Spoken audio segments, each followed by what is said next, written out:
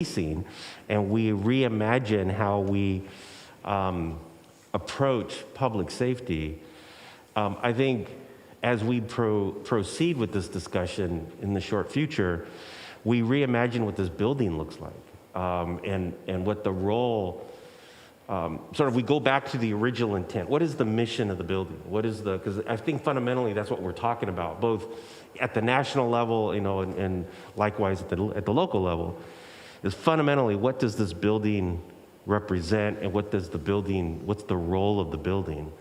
And I think if we can have a really good, robust discussion about that, I think we can come to a consensus as to what a true 21st century public safety facility can look like that will really be a leader in the region. So anyways, with all that said, I look forward to discussions on this, and thank you. Okay, thank you. Councilmember Lamnon. Thank you. I'm also on the Budget and Finance Committee with my colleagues, had a chance to talk about this. So I'll just add a couple things that are different that have come up today that I just wanted to support a couple things that my colleagues have said. And also, of course, add my appreciation always to our city staff, both for the report and for the excellent management of the fund, as people have said. I wanted to pick up on Councilmember Marquez's comment about looking at the funds, and it does feel like we're a little bit ahead of where we thought we were. I mean, it was, someday that was going to be that conversation, and it's feeling like we're getting closer to that horizon. And so just wanted to give a moment for the city manager to have or the finance director to have a moment to say, do you have a sense of when would be a good, is it January? Is it Budget and Finance Committee? When would be the good time to start that conversation? Acknowledging that it's more than one.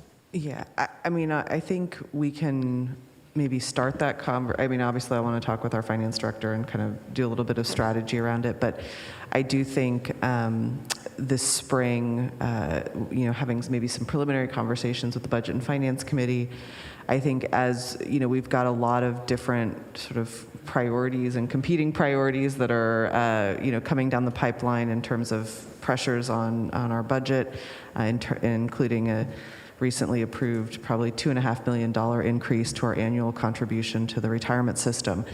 And so, I've been thinking a little bit in my head about maybe doing, the strategy session with the 10-year financial forecast like we did a few years ago, and really kind of putting everything out there, like what are the things that we need to fund, where are we, what are we thinking it's going to look like, and letting the council sort of play around with that and prioritize things. So I think that's something that the staff will start working on in terms of how do we structure that strategy session with the council, and then maybe probably later in the spring pull something together. Okay. I really appreciate that. Because I don't think we need to make a decision for fiscal year 23, because that's not really when we start to see, but if we start having those discussions in the spring, and we've got a plan put in place for fiscal year 24, I think that holds us in good stead. Okay. Thank you. I appreciate that.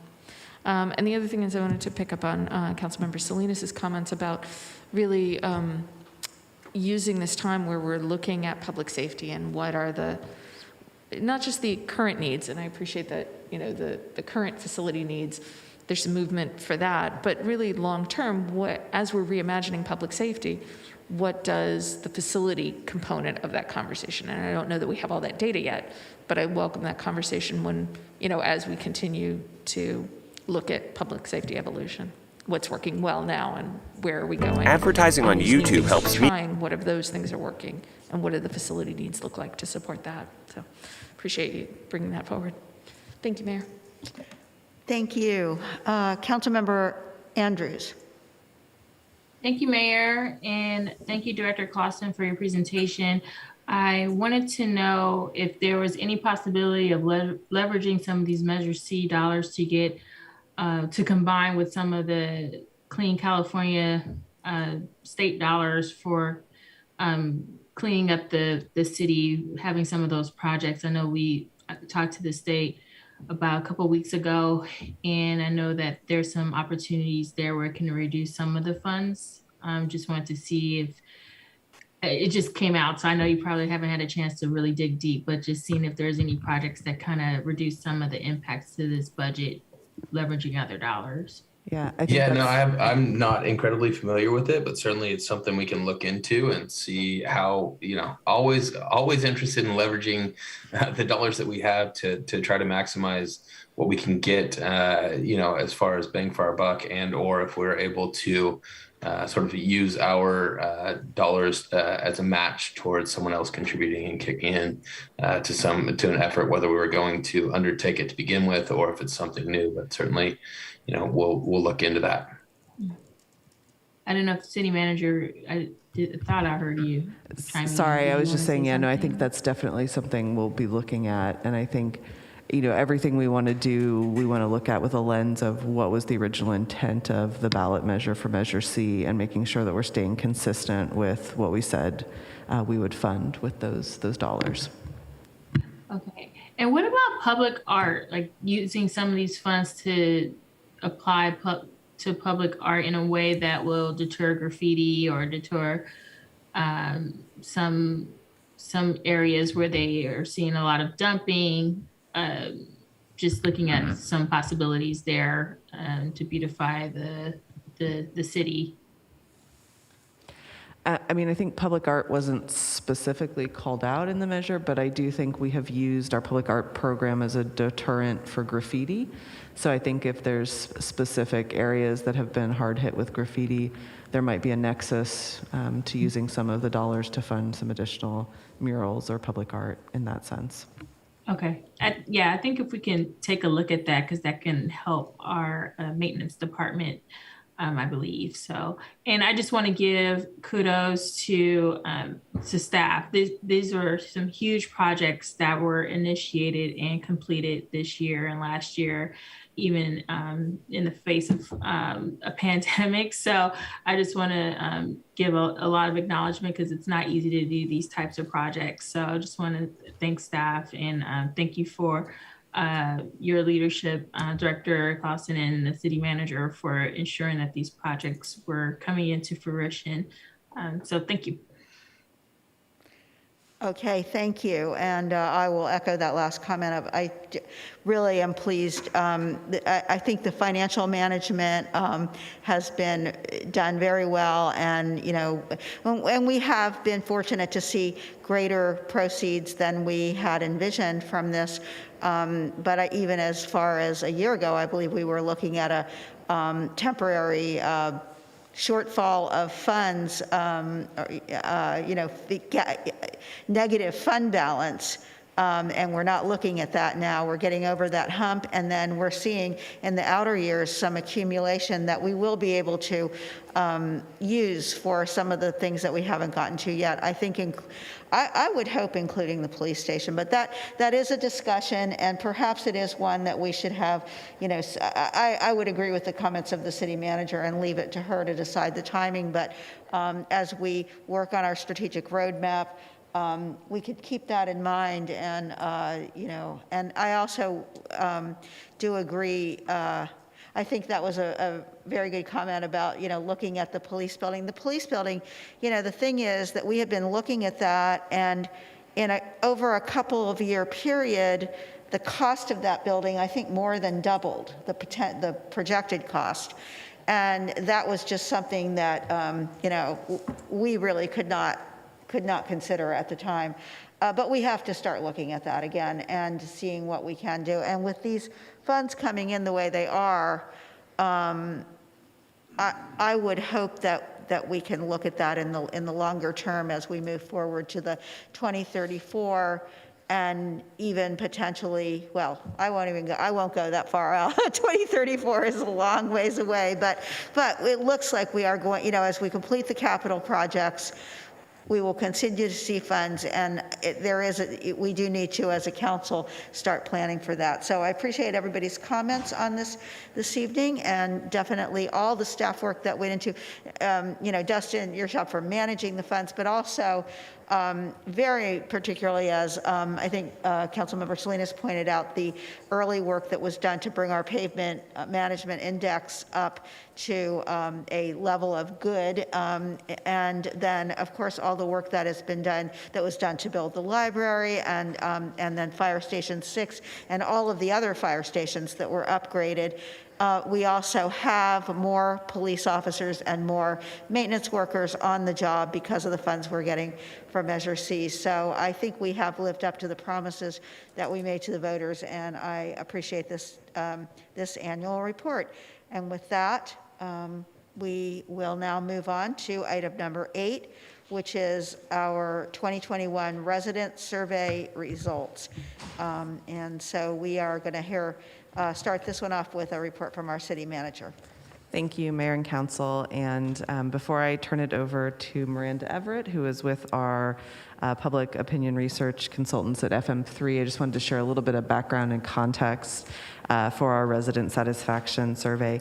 This evening is the 2021 edition of our biennial or every other year resident satisfaction survey. And what this helps us do is explore public opinion on a variety of different elements of public services in Hayward, and it allows us to track trends over time. And so this particular survey, again, looks at quality of life in Hayward, satisfaction with city government, and then also asks some new questions around satisfaction with recreation and park services, particularly those provided by the Hayward Area Recreation and Park District. We have added some tracking questions from the public safety community poll that we did last year so that we can continue to monitor community opinions around that. And then we also wanted to just get some preliminary information about support for a potential tax measure that might be able to help us fund programs associated with the Let's House Hayward homelessness strategic plan. And so in prior resident satisfaction surveys, we have only polled registered voters. And so we have changed the methodology in this survey so that it is a statistically representative sample of all adult residents in Hayward rather than just registered voters. And it also is geographically representative, so it represents population distribution across the city. And so this survey provides insights into our residents' priorities and concerns. I think this information will be incredibly useful for the council as we go into the update of the strategic roadmap at the beginning of January or end of January. And, it really just will help us start to think about what are the community priorities and how we should be allocating resources. And lastly, I wanted to point out, and Miranda will, in her slides, share some context-setting information regionally. This survey was fielded between October 5th and 17th, which was still, a full year and a half into the COVID-19 pandemic, and the stress and sort of anxiety that our community and the region and the nation and the world have been facing over the past 2 years. And so I think it'll be instructive that while you might be concerned with the results of our survey, we're not alone in the angst that community residents are feeling around the Bay Area. And so just wanted to share that sort of context, and we'll get more information about that.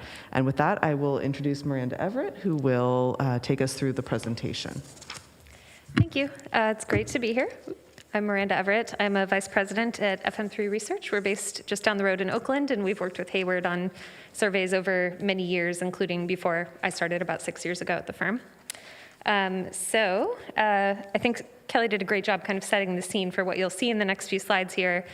Overall, we see, there is a regional trend in urban areas up and down the West Coast, and especially in the Bay Area, where issues like homelessness, housing costs, and even the return of traffic is really driving some dissatisfaction. You will still see that there are majorities in Hayward who report satisfaction with quality of life and service provisions and things like that. So where you see erosions, again, know that you're not alone, and that still doing quite well considering all those headwinds. You will likely be unsurprised that issues like housing costs, homelessness, and crime are concerns. Many who feel unsafe say they want more police. Many of the same people who say that say they want more services for folks. So it's kind of an all of the above approach, which is also consistent with what we see in communities like yours. And then you'll see kind of key areas where people rate services as highly important but feel a little less satisfied with them are very similar. Cleanliness of the city, policing response times, and how the city is responding to homelessness and housing. So again, very consistent throughout. Overall, again, though, people are satisfied with interactions with city employees. They're largely satisfied with kind of the resources that HARD provides through parks and recreation. And it's really these kind of broader regional issues that are coming to the fore. So as mentioned, this time around, we surveyed all adult residents of Hayward, and that means that we did not just reach out to voters as we have in prior years. Anyone 18 plus was eligible to participate, and they were randomly selected and meant to represent the distribution of folks by age, gender, ethnicity, geography, many characteristics like that to make sure it was statistically representative. We had 914 interviews total, and that was either by phone call, cell, and landline both, or by email. And the survey was available in English and in Spanish. And again, that was taken in early mid-October of this year. So a few things that we measured: quality of life in Hayward, satisfaction with government and services, views on the Recreation and Park District and community safety, again, kind of following on that public safety survey we did a few months back, and then support for a parcel tax to support Let's House Hayward programs, just a very early look at how people might feel about a proposal like that. So starting with that regional context, this is kind of a wall of numbers here, but it's just to demonstrate that you're not alone. We looked at some other communities around the Bay Area. Livermore resident quality of life ratings are down 12 points, Pleasanton down 15 points, and then Oakland is a bit of an outlier, just 13% rating quality of life excellent there. And then that classic pollster right direction, wrong track question, also showing similar additional negativity. 64% in Oakland feel things are headed on the wrong track, and that's up 13 points from the year before. San Jose down 10 points in right direction. And then in San Francisco, a majority feel things are headed on the wrong track as well. And then similar, Portland, Seattle, places like that, very consistent trend. So that just provides a little bit of context for what you'll see specific to Hayward here. Now, overall, we see 2/3 are satisfied with Hayward's quality of life. 68% rate themselves satisfied with quality of life overall in Hayward. 24% say they are very satisfied. And you'll see that very satisfied number is very consistent since 2016. It's that somewhat satisfied that's kind of eroded just a bit here. And then again, as I'll note, nearly 7 in 10 are satisfied. It's just a few points lower than it was pre-pandemic. Digging in a little bit to the demographic differences we see here, there's no real difference by gender. Basically the same results there. Quality of life ratings are higher for folks under 30 and for folks in their 30s as well, and a little bit higher for those 50 plus. It's that 40 to 49 age group that's a little bit more pessimistic, but again, I'll note that's kind of our low point in age, and it's still 61%, so pretty positive margin overall there. And then looking at this by the racial or ethnic category that people identified themselves as in the survey, we see that Black residents are more satisfied than white and Asian residents, although overall the numbers are positive across race and ethnicity. This next slide has a list of issues or problems that we presented to folks. They could tell us how seriously they see each problem for Hayward. Very top of the list, and this is so common throughout California and every place where we survey over the last few years, is homelessness. 70% calling that an extremely or very serious problem, fully 43% calling that an extremely serious problem, the highest rating that we offered. And cost of housing in a similar tier for that highest rating, 45% calling that an extremely serious problem, and nearly 2/3 calling it extremely or very serious. Also up in that top tier, traffic congestion, whether on the freeways or roads.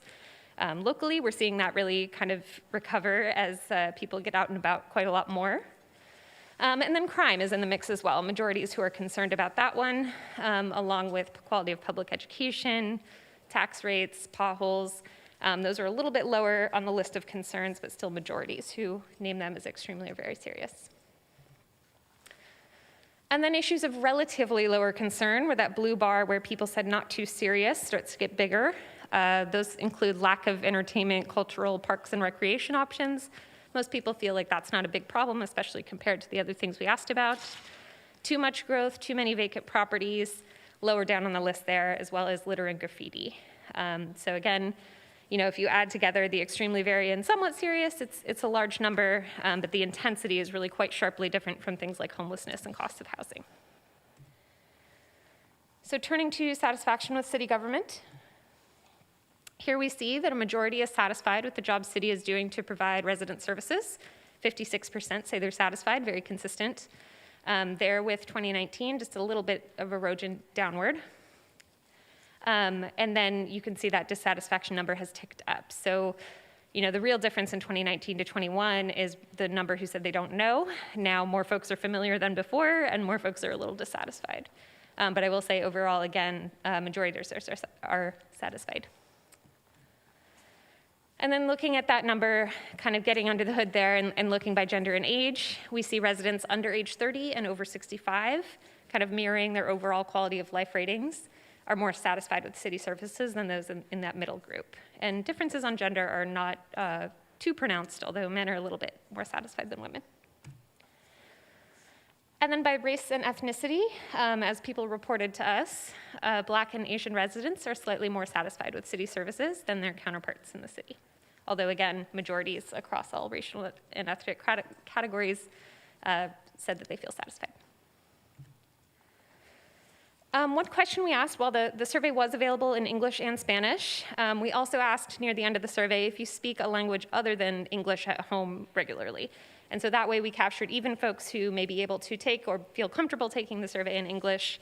They may be multilingual, bilingual, in something in Spanish or another language. So we captured that segment as well. We thought that would be a really important way to make sure that that city service provision is still up to snuff with those folks. And we saw no real difference there statistically between those who regularly speak another language and those who speak English at home. And then by zip code, we see a little bit more satisfaction in the 542 zip code, but again, majority is everywhere but in that 4-5 zone, and that's because there's a little bit more greater share who say they don't know in that area. Another way to get at some of the problems facing the city is asking people in their own words to tell us what's the most important thing the city can do to improve services for people who live or work here. Top of the list this year, 15%, naming it as one of their responses, and people, of course, were allowed to offer several responses here, so this will add up to more than 100, was to address homelessness, do something about poverty. So top of the list there. And then right behind that, traffic congestion, public safety, specifically reducing crime, better schools, affordable housing. Those are the things that are kind of heading the top of the list, and you can look in that text box on the side to see in 2019, kind of crime and policing was at the top of the list, affordable housing, roads, and traffic. So the same mix of issues, although they're shifting a little bit in their relative order overall. So next we asked people to tell us how important several aspects of quality of life are in the city of Hayward. These are kind of outcomes of city government, things that city services and programs make possible. How important are these to you? And some of these were near universally valued. You can see safe neighborhoods, fast emergency response, a clean city, safe and well-maintained streets and sidewalks. 90+% are calling those extremely or very important. And when you add the somewhats, it's just about everybody who values those things. But also pretty high on the list, and with significant intensity, is effective police protection, well-maintained street lighting, city infrastructure that's safe and well-maintained, healthy businesses, traffic movement, good availability of jobs. So you can see some of the things they identified as problems, they're also identifying as the outcomes they want to see most that they value. So very, very consistent results there. And then just paging down a little bit more, but still strong majorities who value these ones here, a wide variety of other aspects. Support for residents experiencing homelessness, affordable places to live, particularly rental properties, and then even things like open space, revitalized business districts, parking, and response to pandemic. So lots of things that people value on this list as well.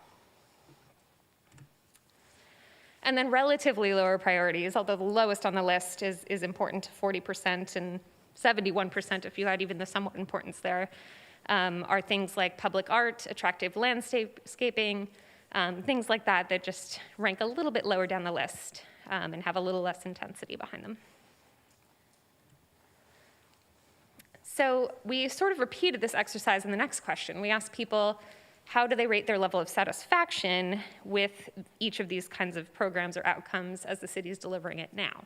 And the idea there is to kind of create a grid, which I'll show you in a couple slides. What's important, what are they satisfied with, how do those things interact, and that can help us identify places where there's lots of room for improvement, places where we can really pat ourselves on the back, and really kind of look at those interactions, make sure we're putting resources where people have their values and where they have some dissatisfaction. So at the top of the list of places where they're satisfied, fire protection and emergency services, 72% satisfied there. City's response to the pandemic, 70% satisfied. I think that's a really great number to be able to tout this far into the pandemic here. Curbside recycling and garbage waste, that kind of day-to-day service, they're quite satisfied with. Library services, we heard a little bit about that tonight, and it's clear that people are seeing that and reflecting that. Street lighting, parking, landscaping, all things that 3 and 5 or more are satisfied with here. Moving down the list a bit more, we have majorities who are satisfied with street and sidewalks, traffic safety, police protection kind of generally, and then graffiti removal and local jobs. And then you see that dashed line where the number satisfied falls below 50%. We can see the cleanliness of Hayward. That's one where people are quite divided on that. 47% are unhappy with that. That's one where there's definitely more room for improvement. Neighborhood police patrols is another, where the share who are dissatisfied and the share who are satisfied are quite close. But then for the others on this list, I think there's a significant share, around a quarter or more, who just don't know. They're being honest with us that they don't know much about how timeliness of police call response is. Maybe they haven't called the police in the last year or so they couldn't say.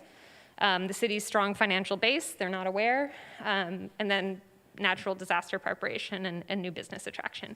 So places where people are more satisfied than not, but there's kind of a gap of knowledge. And then ones where we see the total dissatisfaction start to grow. Traffic circulation, fully 58% dissatisfied with that one, really stands out more.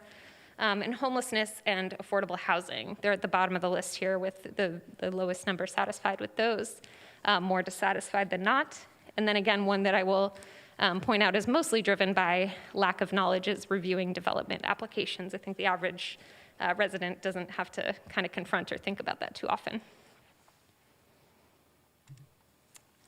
So that grid, as I promised, is here. It's quite busy, but I think it does kind of reinforce what we've seen in other places in the survey. Traffic improvement, housing affordability, services related to people experiencing homelessness, and neighborhood safety are really key areas for attention. They're places where their level of importance is quite high and their level of satisfaction is relatively low.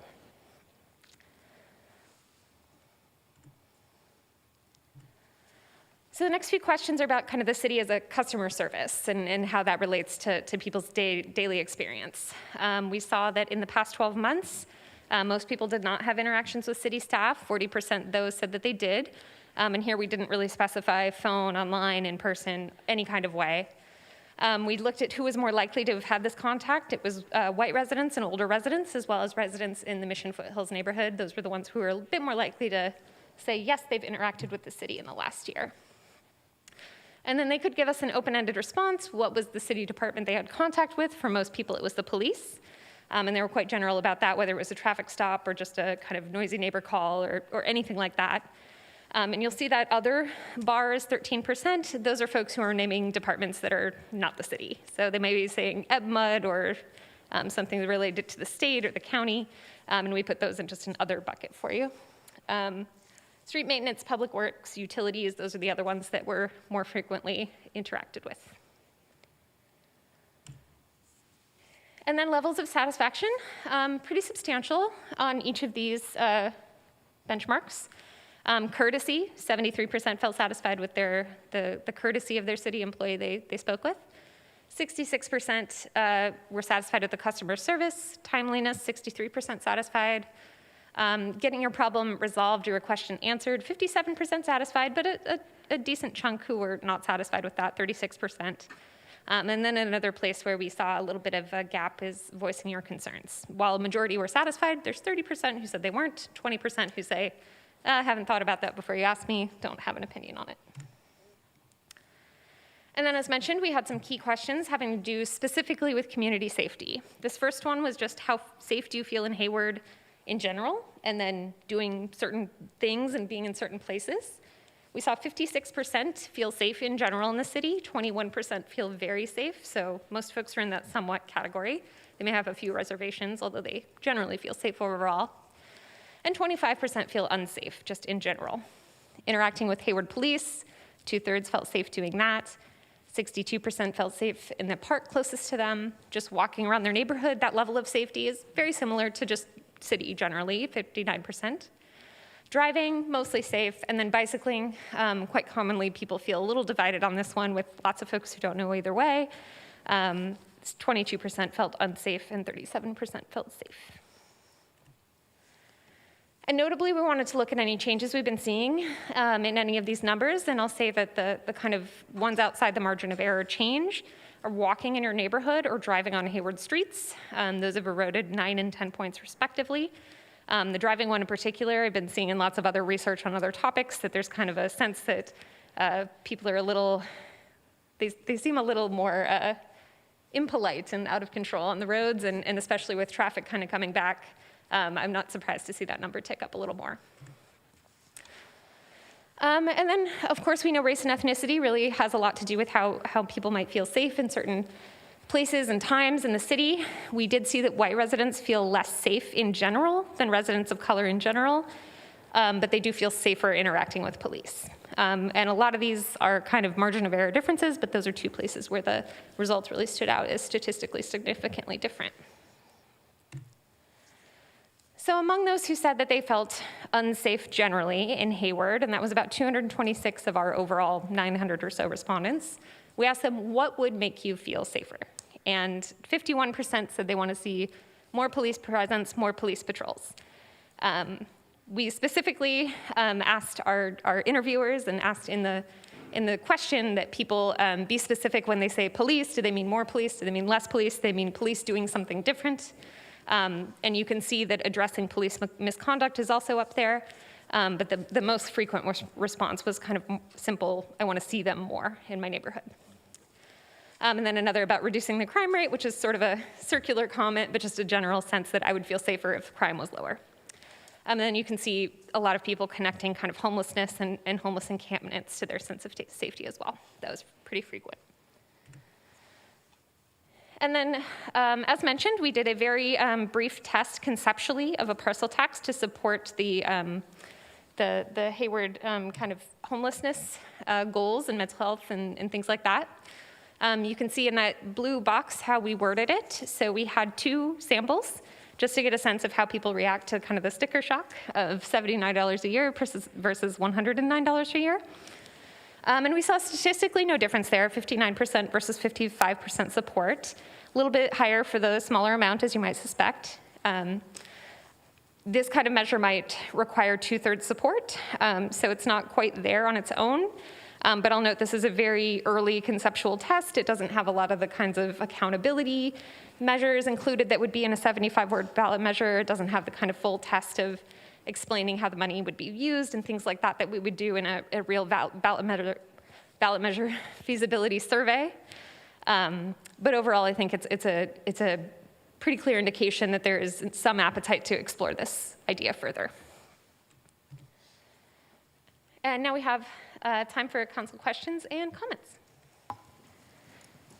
All right, thank you very much. That was quite a bit of information, and I think that you presented it in a very concise and comprehensive manner, and I do appreciate the presentation. And of course, we had all read through it in the staff report, but I think you really helped put it into a little bit better focus than what we had, than the information that we had available in the staff report. So with that, this is also a work session item, so I will go now ask for public comment on this item. Madam City Clerk, yes, I think we do have. I see that TJ has come up again, and obviously there's no one in the chamber, so we'll go ahead and call on her. Yes, Madam Mayor, and before I allow her to speak, just wanted to let everyone know that the YouTube channel is now working, started working at about 8:20. Yes. Staff. Thank you for Thank that. you. Yeah, thank you for letting us know that. All right, thank you. And with that, TJ, please go ahead.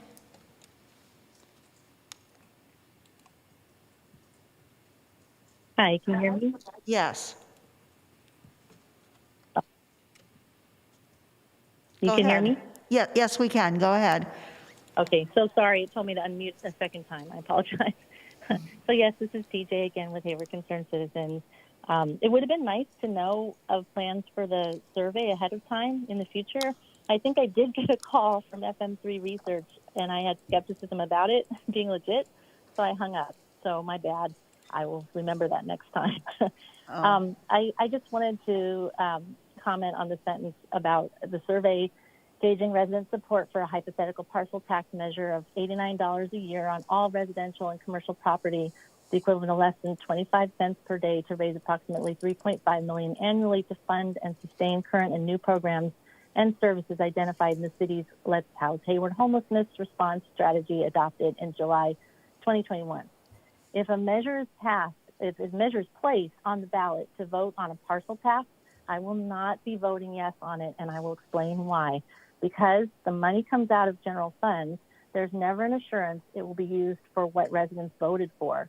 The Policy Innovation Workshop, for example, developed pilot initiatives that there isn't consistent funding for, and then money that could be used for them instead got put into the Hayward People's budget. So I would like to see the city funds projected where they're really most needed. Thank you. Thank you. Yeah, and we have another speaker, Suzanne, I believe. Suzanne? Yes, I'm here. Can you hear me?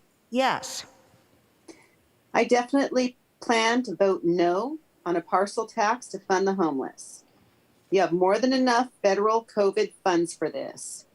You approved these little homeless projects without funds. You're going to have to figure it out and not tax us citizens for it. And then I just wanted to bring it to your attention again on this survey. The majority of surveyed prefer more police presence in their neighborhoods. You guys have to listen to us citizens. We want more police. Please hear us. Thank you. Thank you. I don't see that there are any other requests to speak from the public, correct, Madam City Clerk? We'll close public comment on the item and move to council. Who would like to start? I'm sure everyone has, but I'm not seeing, so we'll move on to the next item unless I see it. Okay. Councilmember Salinas, go ahead. Well, I appreciate it. I didn't hit the button, but I just yelled it out. But yeah, this was an interesting survey and some interesting results, and and I think the date. I kind of sort of highlighted the date here. This is October 5th to the 17th. And where we were, almost, 12, 13, about 15, maybe 18 months into the, this, whatever it is that we're in. And so it was, people were slowly sort of going back to work and slowly going back to school. And, I mean, I think things were opening up. And so, so I think, context is important.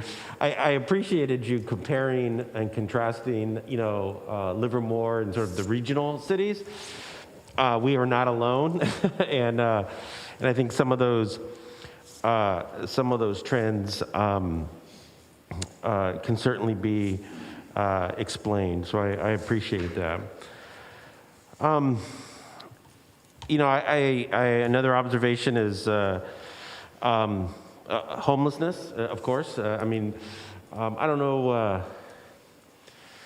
trying to remember where it was. As you were talking, I was listening to, the local public radio, NPR. It wasn't NPR, but it was one of those.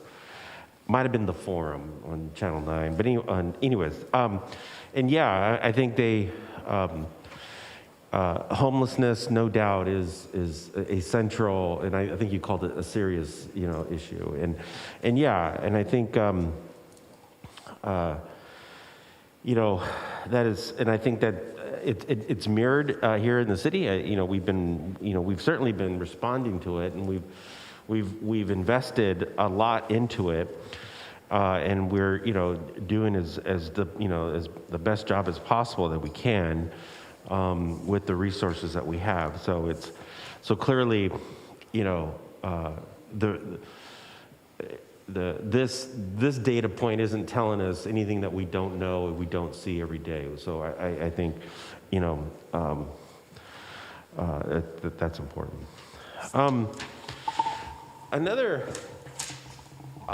comment I was going to make, I saw your zip code breakdown, and I picked up on the 94544 zip code, and I don't know how much you drilled down in this. Did you collect street addresses? Yeah, so our unit of analysis was each kind of household or person within a household, so we do have information about where the respondent lives exactly. Okay. We do have neighborhoods broken into, percentages of sample as small as 3 or 4%, very granular. Okay. Of course, the margin of subsampling error grows when you look at those smaller groups, but yeah, we can get much more granular about some of these issues. There's 40 streets in particular that I'm interested in to see that we can zero in on. Mm-hmm. And the reason why I say that is because it's another observation, which I think is pretty good, is Black residents feel quality of life, and they feel safer than general population. And has there been any study on that and sort of some groupthink around that? What have you guys thought about that, and why? How can we explain that? Yeah, I think what might be useful to look at by geography and also by race and ethnicity is not just those top line kind of service provision and quality of life numbers, because we know those are so subjective. Everything we poll about is. But maybe look at, and we can do this for you, the problems that they rated as higher, the things, the kind of city services they thought were more important, places that they were maybe more dissatisfied or more satisfied. I think that's where we can kind of get under the hood and see what's really driving those differences in perception by ethnicity and race and geography in the city. And I'd also like to see, when we do that, look at language, right? I think, and I appreciate you breaking out, people who speak a language other than English, because that also piqued my interest. So it's good. The other, you may have a similar response, but the other observation I made here was that white residents feel less safe than neighborhoods of color or their neighbors of color. And I was just curious, any understanding around that? Any thinking about that? Yeah, I think that, some of it is driven by sorts of things, elements that make people feel less safe can really differ. And again, it's a subjective question. So kind of the things that might qualify as a feeling of safety, if you're seeing those start to erode, whereas before you didn't notice as much. And I think as we kind of situated this whole discussion around this is, as we're starting to sort of emerge or shift to a new phase of the pandemic, a lot of this angst and anxiety is showing, and I think it's not uncommon to see it kind of break down the way we did here. Have we asked this question before, going back? Yeah, in the public safety survey we did last year, we asked this question, and I believe perhaps in prior community surveys where our unit was voters rather than adult residents, so it won't be quite apples to apples, but it'll be, apples to pears. We could look at that as well. Yeah, and I mean, how about even farther, even going back, what I'm getting at is looking at the demographic shift. Yeah, we can look at that. It'd be interesting to see as the demographic shift, if that feeling of security shifted. I think that's what I'm. Yeah, we can follow up with that. And then, the parcel tax, I'll sort of weigh in on that. And, I saw the amount, $79 and $109. And I also saw it's a relatively low number. I mean, I appreciated your comment about, this is something that we really need to sort of think about and look at the feasibility if we were to proceed and explore putting this on a ballot. But I also want to just express, caution around, we, over the last 4 years or 5 years, I would say, if I were to say 5 years, we have gone to voters several times. And so has the school district, so has the park district. And so we have to be very, mindful and as to, what we're going to what we're going to voters with. On one hand, Hayward, is still I like to say Hayward is still an affordable city where, families can come and establish and build their family and still afford to live here. But I also want to be careful that we, that we strike a balance about, keeping it affordable, but not incrementally increasing, how much it costs to live here, sort of nickel and diming people, So I want to, I've been supportive of measures in the past. I've been supportive of some. I haven't been supportive of others because my central concern is, I don't want to keep going to the voters for things and make living in Hayward too expensive. I mean, we're already an incredibly high tax rate. And so, it's the little things, right? It's the little things that we go and buy, Sometimes it's the big things, buying a car or, buying a TV or something like that. And, we just got to be mindful on what we go to the voters for and, and how we do that. So anyways, I'm certainly not taking a position on it tonight, and I know that's not what we're being asked to do here, but I'm just, it's a concern, and it's something that I just wanted to say. Other than that, thank you, great report, and thank you. Okay, Council Members Ormeño. Mayor, thank you. Thank you, Everett. Okay. Sorry. Yes. I'm looking at something really glad, made me very glad. A clean, well-maintained city. 90% said yes. I like that. So that's, I thank our city staff for this. I thank our colleagues for doing this also, and our administrative staff for it. I like the survey. It's very well detailed. You did a very good job. Thank you very much. Let's see. It's funny, but I agree with most of the responders. We have the same likes and dislikes. So that's very unusual. And one of the things that kind of besides the decrease in the number of folks who trust government, trust us, but that's regional. So that brought me to mind that we need to start working on that. So that's personal contact, that's very important. And I tied that with the fact that only 40% of the responders had actually dealt with city staff. So that means that there are quite a few folks out there who really have no contact with City Hall, the library, Weeks Park, people cutting, our city staff cutting trees or fixing potholes, etc. So I'm going to keep doing what I've been doing for a long, long time. Anytime I run into a resident or I meet with somebody, I ask them, have you met your beat officer? If you have not, please do so. Have you visited your local fire station? If not, please go over and meet your firefighters. There are 3 of them. They're going to take care of you.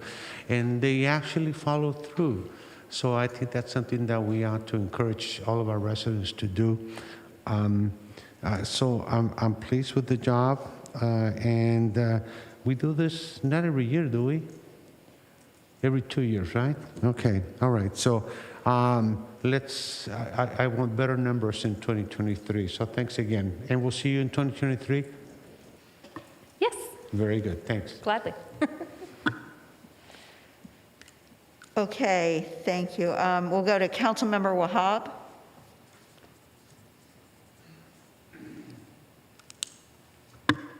Thank you. I do appreciate the surveys. I think also when we took the survey, timing is something that we did discuss in our budget committee as we talked about this survey, as well as, some of the responses and so forth prior to it coming to the full council. I have been very reluctant on supporting some of the tax measures, especially as we know the economy, in California in particular, we are still higher than the national in regards to unemployment. Our sales tax is higher than some of our neighboring cities. We are overtaxing our tax base, which is basically our own residents. That's the honest truth of it. And I think that when we did talk about taxes, we talked also about potentially even a progressive tax where it's at a difference where it's not necessarily impacting residents, but possibly just, some of the commercial properties and so forth.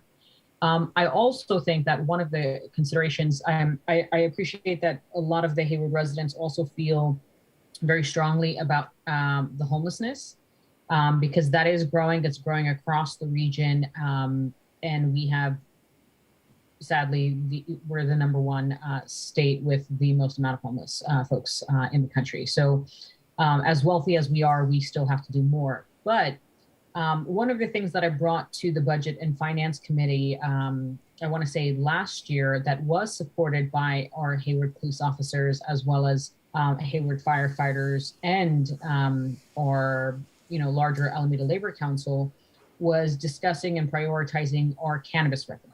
The cannabis revenue that came in was nearly $500,000, literally off of one business that wasn't even fully operational for a full year. And we have 2 other retail permits that have gone up, and those funds need to be kind of prioritized. And I think that is something that our residents are noticing, is that we do need to prioritize where we are spending the money, how we are spending the money. I think, some of the things is definitely, I personally wanted to cover our unfunded liabilities, but also because of the significant amount of funds that are going to come in, it should be prioritized for housing, for our projects, for some of these ideas that we spoke about in a previous item of lighting and cleanliness and just making the city of Hayward a very clean environment across the board, both socially as well as just physically in the streets and so forth. I also agree that we do need to kind of inform residents of, what are some of the measures and considerations that they can do regarding public safety.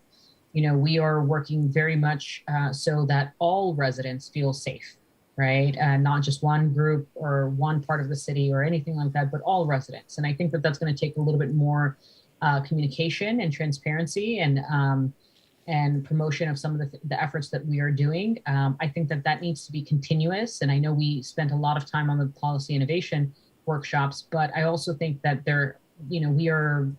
we need to kind of promote that a little bit more as to what are some of the things that are going on.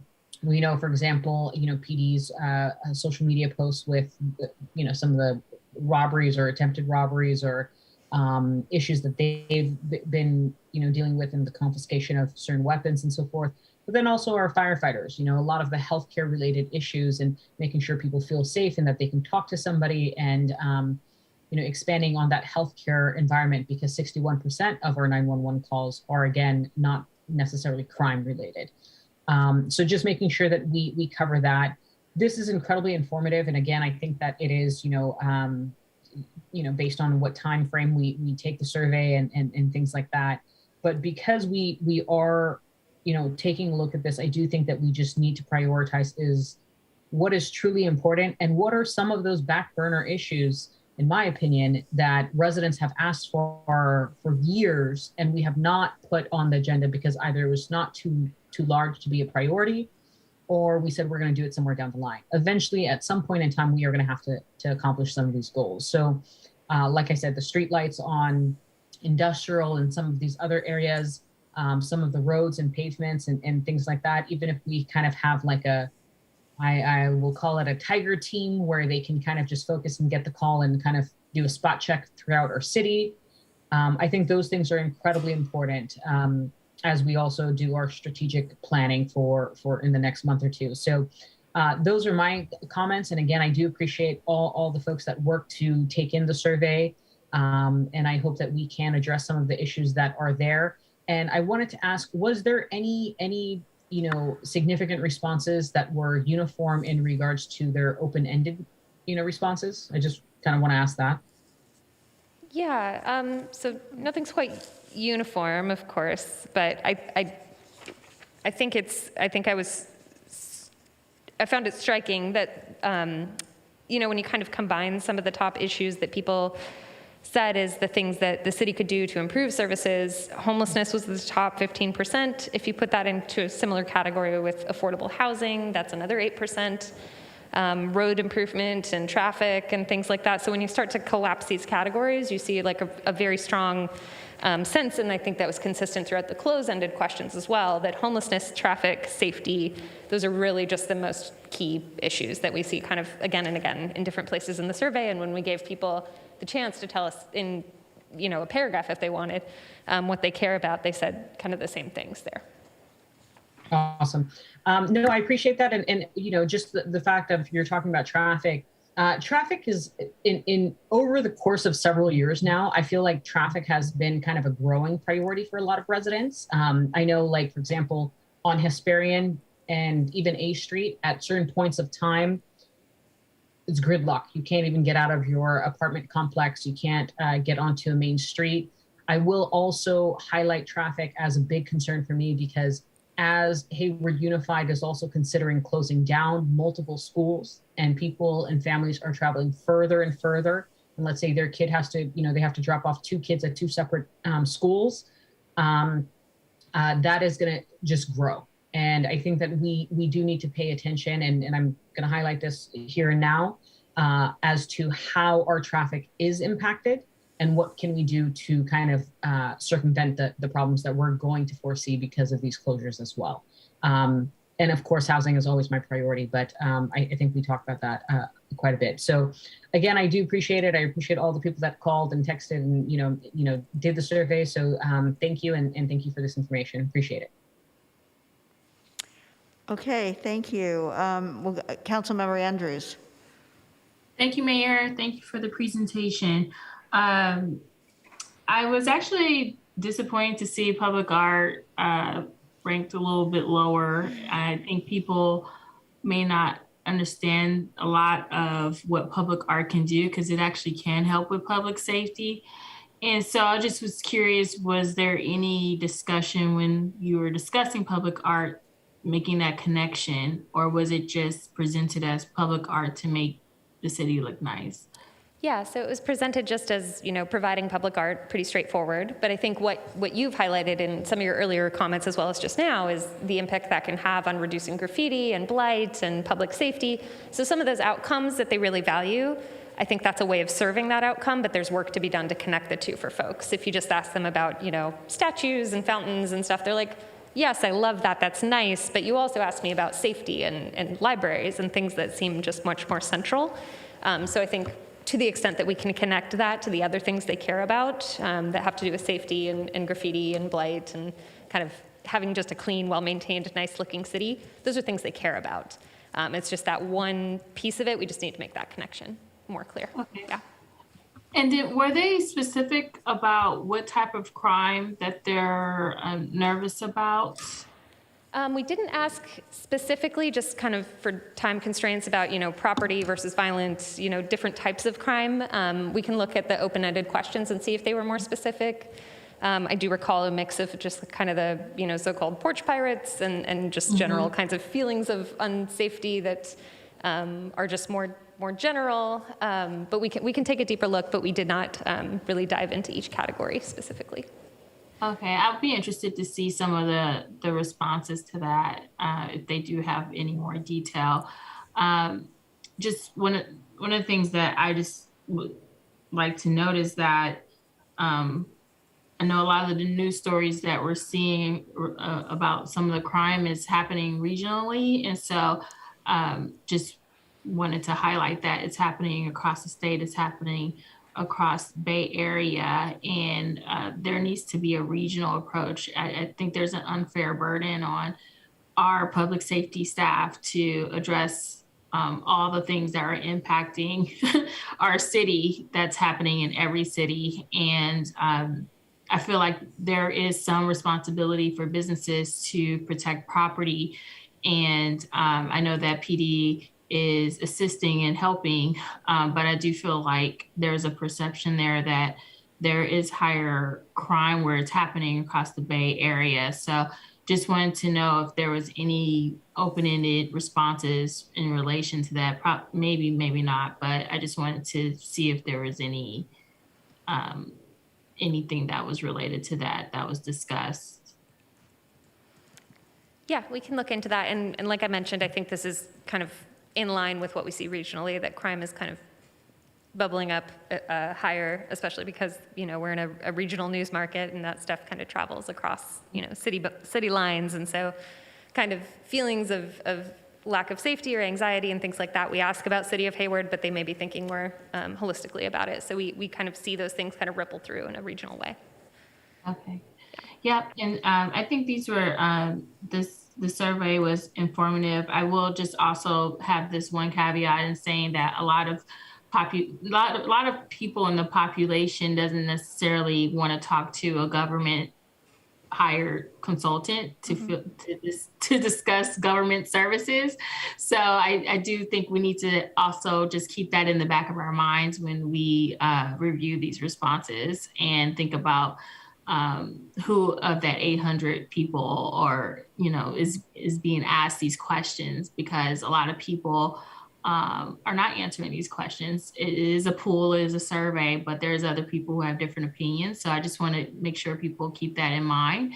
But I did like some of the ideas that I was hearing earlier from other council members as well as callers, specifically about lighting. And I like any approach that doesn't have to have an unfair burden on PD. So I think what staff does, I think they do a great job, and I think they should continue to do, is just when that project comes, when that development project comes, think about the safety aspect of it and continue to work with the fire department, but also PD, and looking at the lighting, looking at the massing, looking at whether public art can, be incorporated, looking at our open space, our public space, and seeing if that public space is for everyone and not just, a certain demographic that feels comfortable walking around at night. Like, just really thinking about public safety through design, not just through law enforcement. So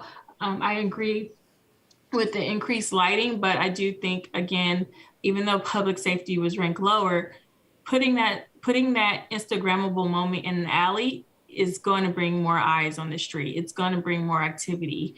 And if we know we have an elevator that has some nefarious activities, what are we doing with that elevator? What is something we can do in front of that elevator that can reduce some of that activity there? Also, again, continue to work with our businesses and figuring out, do they have a security guard on staff? How are their windows designed? What is their operating hours? Just looking at those things in the conditions of approval and in the design can really help reduce some of the burden on the city when it comes to safety, because that is, one of the top concerns of our residents. So, and as far as homelessness, I understand that is our top issue right now, and that also needs to be looked at with a regional lens, and continue to be looked at. And we need to lean in on the county. We need to lean on the state.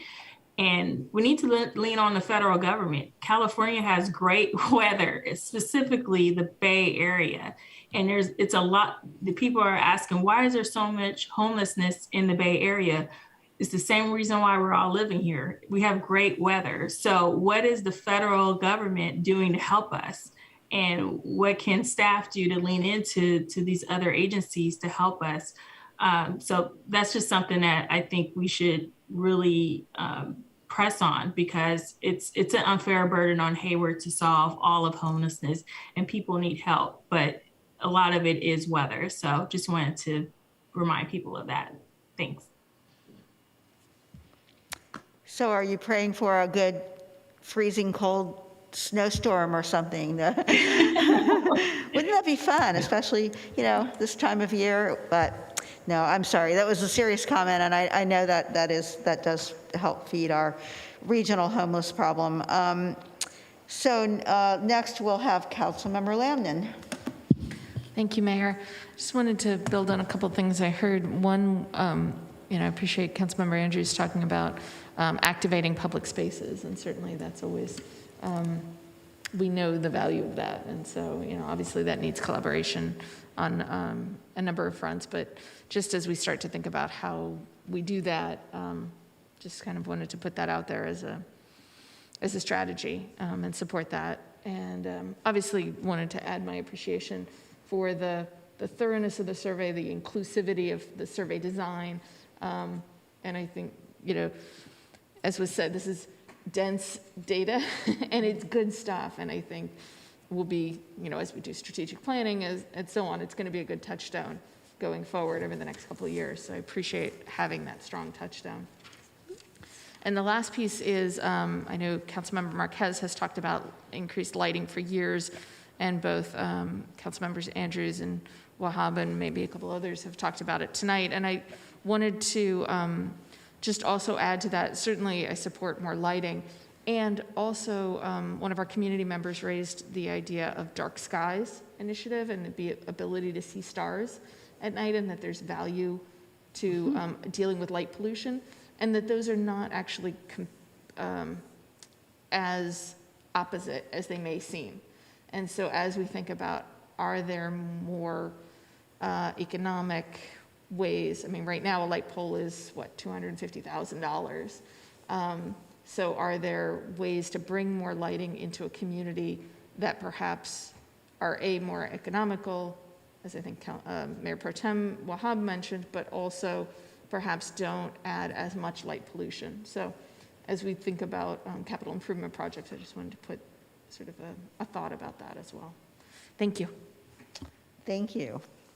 Councilmember Marquez. Thank you, Mayor. Can you hear me okay? Yes. Okay, so I really appreciate the discussion. I think we've covered so many different areas and needs in the community. One question I just wanted to clarify, I also concur with the comments that I really like that this was extremely comprehensive. I appreciate the fact that it wasn't just targeted to registered voters, but I just wanted to clarify because I'm looking at the attachment and the language of the person conducting the polling. There is a bold statement that's specifically calls out that the person must be on the list and be a registered voter. So I just wanted to clarify, is that an error, or were they dismissing people if they were not registered voters? Yep, no, that is an error, and we should correct that in our final reports. But yeah, in fact, they instead were actually directed to speak to the person who last celebrated a birthday, so that we would get a little bit of randomness of who at the household they spoke to. So we should make sure that's corrected in the reports. Thanks for calling that out. Okay, thank you for that clarification. But even with doing that, we still only got 3% were non-voters, is that correct? Yes, that is the number who told us affirmatively that they are not registered to vote. So there's another, set of folks who declined to answer or don't honestly know. Okay. And then there is, so I appreciate the outreach efforts beyond registered voters, but what I am concerned about is there is a huge misunderstanding. A lot of community members live in Cherryland, unincorporated Hayward. So how do we know that those individuals weren't part of this survey and would actually fall under the County Board of Supervisors jurisdiction? Correct. So the city provided us a list of every residential address in the city of Hayward boundaries. And that was kind of our unit of analysis. We then used the voter file and also commercial and other database sources to be able to match emails, phone numbers, different contact information to make sure we spread as wide a net as possible. But the initial unit was only people who are residing at a residential address in the city. So we started there, and then our first question just confirms that they are a resident of the city, just in case they had moved in the last month or two. So. Okay. And then because this was a random selection, is that why there's 51% participants coming out of the zip code of 94544? Could you rephrase the question? I think I didn't understand it either. So out of the zip codes that were contacted, the individuals residing in those zip codes, 94544, we had over 51% of individuals participate. So I'm just wondering why that number is so high. Yeah, so we, the zip codes aren't evenly distributed. There are some that are more industrial and more commercial, and so we set kind of benchmarks and told the partners we were working with we wanted the shares that represented the overall share of residents 18 plus in each zip. So it won't be evenly distributed because kind of residents are not and adult residents are not evenly distributed across zips. Okay. Is there any consideration of it's more dense in that zip code? Could that also be a reason why? Yes, precisely. Okay. So if that's one that has, more apartment buildings or, another zip code is mostly factories or office parks or things like that, then there won't be as many residents to even draw from. So it will make a smaller proportion of the city overall. Okay. And then I don't recall what time of the year we did this 2 years ago, but do we try to do it in the fall? Are we consistent, or do you recall when it was conducted last? I don't know off the top of my head. I can circle back on that. I think it's typically around the same time because we try to kind of line it up to budget decisions and things like that. But maybe the city knows too. Actually, I think the last time we did it was in spring, Okay. 2 years ago. Yeah, I think it's been a spring survey generally. Okay. And were we just late because of COVID, or just what was the reason for doing it later in the year? I think it was distance from the community safety survey was part of it. Got it. Okay. And when did that occur? Do you remember what month that took place? I'm not recalling the month of the community survey. Before July, though, right? Didn't we have the data? The community safety survey was actually in, I think, we presented the results in the fall, so we must have done that survey over the summer. Okay.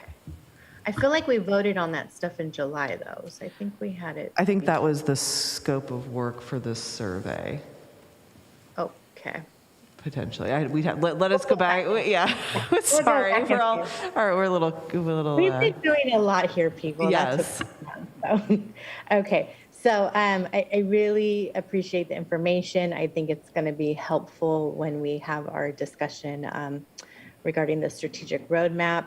I concur with the comments in regard to having to apply more regional pressure. I really appreciate Councilmember Andrews' comments in regard to looking at the federal government. I'm really hesitant at this time. We're still struggling with COVID. I think we have been asking a lot of our Hayward voters. So I think at this time we have to table looking at a parcel tax for November. There's a lot of moving parts with this next election and just don't know if we have the bandwidth. And I think with everything, it's timing.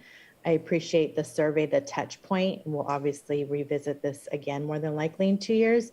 But in the interim, we just have to continue to be creative and identify funding to address the issues of our unsheltered community members and actually implement the plan that we adopted.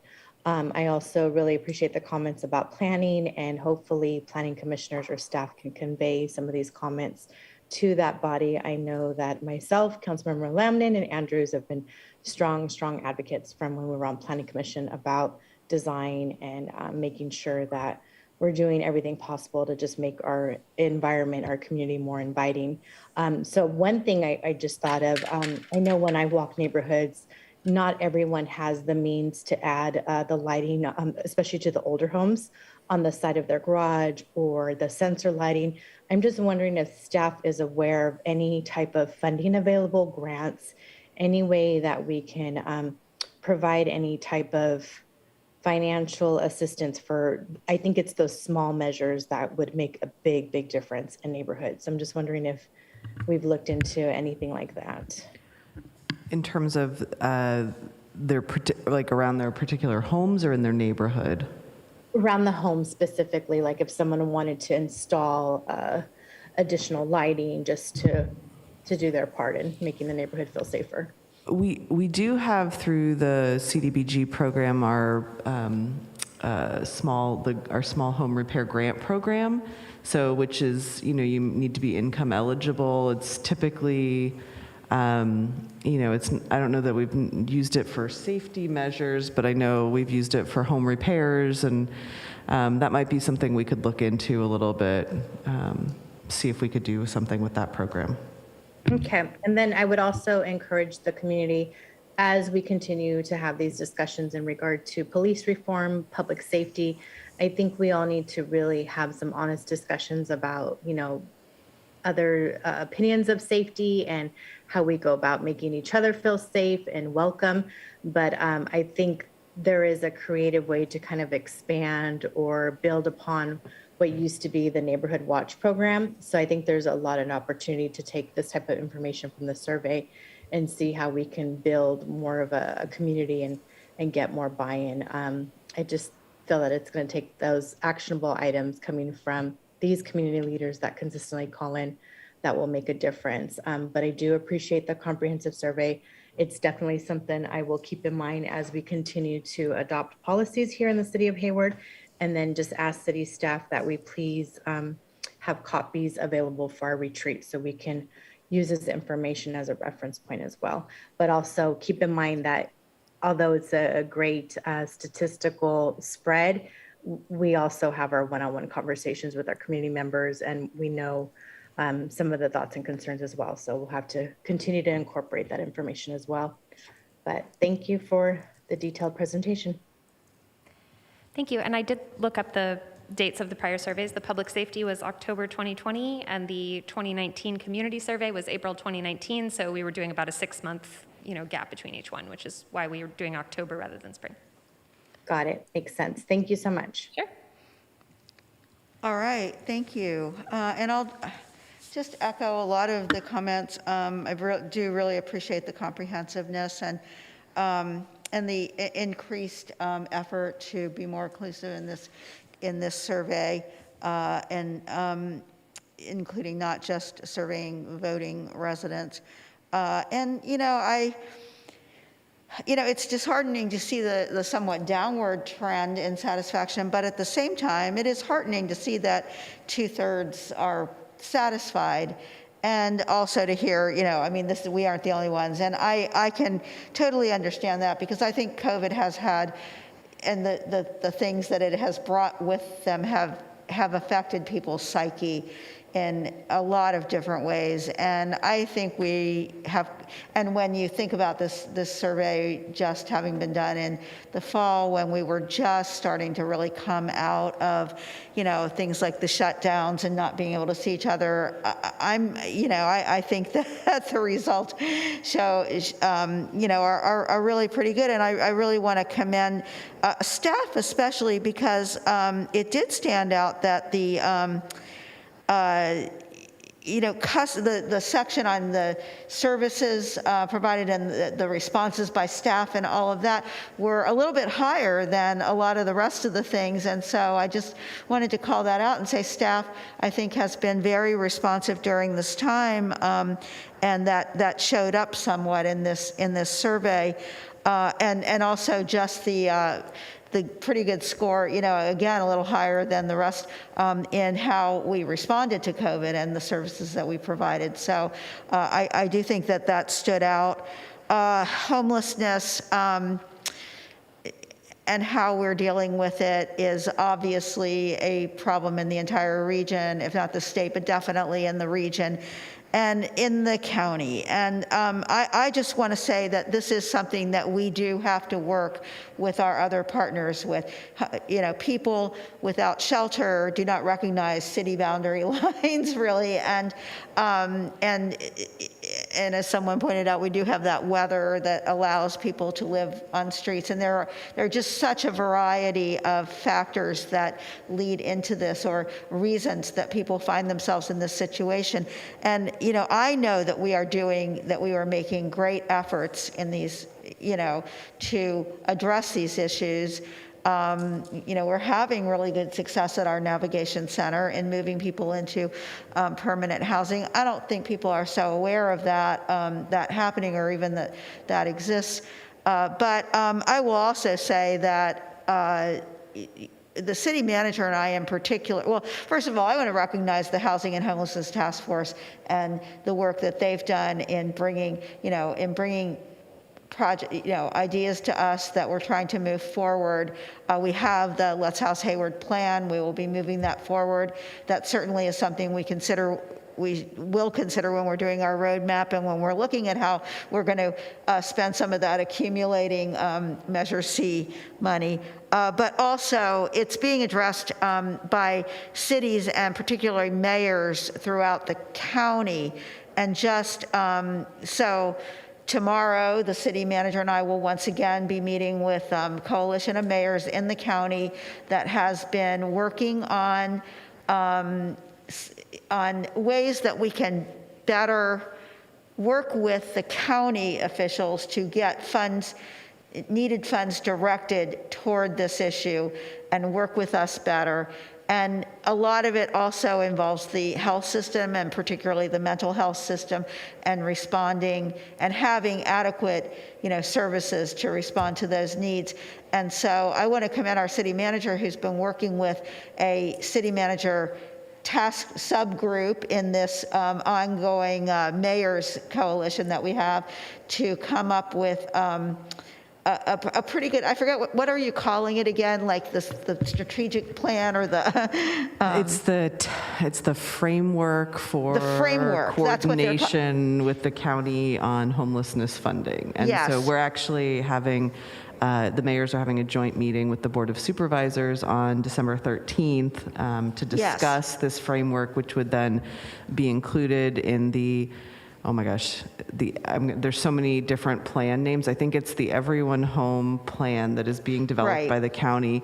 So this framework would be actually adopted by the Board of Supervisors and included in the framework, in that plan. And what that basically talks about is, because I think one of the frustration the cities have had is that we have had to compete with other sort of nonprofits in the county for funding, especially when we used funds to, for example, start our homeless navigation center. It's like we have a successful program that's up and running. We should be given priority access to continue that program. And so there's some language in this framework that would help support those efforts moving forward. So I think it's a lot of progress that we haven't seen in the past in terms of positive working relationships relationship. So hopefully that meeting on the 13th will go well. Yes, right. So we'll be talking about it at our meeting tomorrow, and then on the 13th, meeting with the supervisors themselves and addressing that. So I just wanted to let people know about that. And, you know, on the public safety side, we have just really, I mean, this survey was done in October. We're just initiating those pilot projects that we came up with from the, you know, the work done by the small groups that met together to discuss some of these things and come up with the pilot programs to help. Really, a lot of those were about augmenting our police services to incorporate more mental health, attention to mental health issues. And hopefully that will help move that along. And on the tax, I would agree with, I'm pretty sure it was just Councilmember Marquez, that this is not the time. And even though we got reasonably good results on that, I just think that people are dealing with a lot. We have this funding from the federal government that we have another, the second half of that coming after the first of the year, right? So I know we'd have to wait 2 more years to do it again, but I think we can get by, and it just seems too soon. We're not totally out of this pandemic situation that we're in, and housing housing affordability is a big issue, and I don't know. I do not have a big appetite either for moving that forward. I know being part of the budget committee, I had a chance to weigh in on questions, but as I was reading through this, I noticed the question about how have you called the city, and that overwhelmingly people had not had any, at least through calling a city department. But I also think it would be useful to know how people get information about the city. So in future surveys, it would be really good to ask about that. And I see our media and community relations director here nodding that because, I know that his office puts out a lot of information, and, a lot of people sign up to receive the stack and alerts, news alerts. And so it would be interesting to ask about how, to see who is really paying attention to all of that. So all in all, I do think that this survey, the results will be very useful. I agree with the suggestion to maybe have copies of, even this, the PowerPoint presentation available, or some information available when we have that meeting about the roadmap, so that we can refer to it.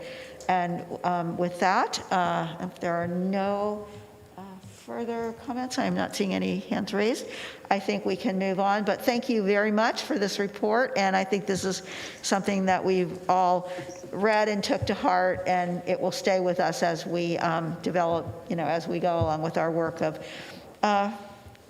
developing policies to move the city forward. It was our pleasure, and we stand ready to dive into this phone book of results here anytime that's helpful to you. Oh, okay, great. Thanks. Thank you so much. Good job. And something that we can really use too, I think. So that brings us now to item number 9, which is a public hearing on the groundwater sustainability plan. And we are being asked to adopt a resolution approving the East Bay Plain Subbasin Groundwater Sustainability Plan. And we will hear about this one from our Public Works Director, Mr. Ameri. Thank you very much, Madam Mayor. Good evening, Mayor and Council members. By way of introduction, I would just like to provide some background information about our groundwater before I turn over the presentation to Sharon. As the staff report indicates, the city used groundwater for decades, beginning in mid-1800s. Beginning in 1950, city started receiving water from San Francisco's regional water system and supplemented its groundwater use. Beginning in 1962, city entered into a contract with San Francisco to supply all of city water needs, and therefore stopped using groundwater. In mid-1980s, city felt the need for emergency backup water resource and embarked on developing modern water wells. We currently have 5 emergency use wells, 4 of which are functional and can provide water to the city in emergencies. The wells are currently permitted for emergency use only, not for regular use or even during the droughts. Given rather irresponsible statewide use of groundwater resources, in 2014, state legislature passed laws collectively known as Sustainable Groundwater Management Act, or SGMA. You'll be hearing SGMA, frequently in this presentation. The law required jurisdictions with oversight on certain basins to form a groundwater sustainability agency, which we refer to as GSAs. And that before the end of 2021, adopt a groundwater sustainability plan, or GSP, which is the plan that is before you this evening. So this evening, staff is before you for a public hearing for council to consider adopting the city's GSP, which we jointly developed with East Bay Mud. The city's water resources manager, Cheryl Muniz, is here to present the report. Cheryl? Let me see if I can get the presentation up. I'm sorry, what did you just ask? Oh, yes, okay, it's coming. There they are. Okay. All right. So good evening, Mayor and Council members. My name is Cheryl Munoz, and I'm the Water Resources Manager in the Utilities Division. This item is an action item to hold a required public hearing and adopt a resolution approving the East Bay Plains Subbasin Groundwater Sustainability Plan. This item was heard at the November 8th CSC meeting, and the committee recommended that council approve the plan. As groundwater sustainability agencies, or GSAs, for the East Bay Plains Subbasin, Hayward and East Bay Mud have developed a groundwater sustainability plan referred to as a GSP in this presentation. So groundwater sustainability agencies, GSAs, groundwater sustainability plan, GSP. The GSP establishes sustainable management criteria and actions to protect the subbasin while ensuring local groundwater sources are available for current and future use. This is the first GSP Hayward has prepared, and similar to the Urban Water Management Plan, the planning period for the GSP is 20 years, and we are required to update the GSP every 5 years.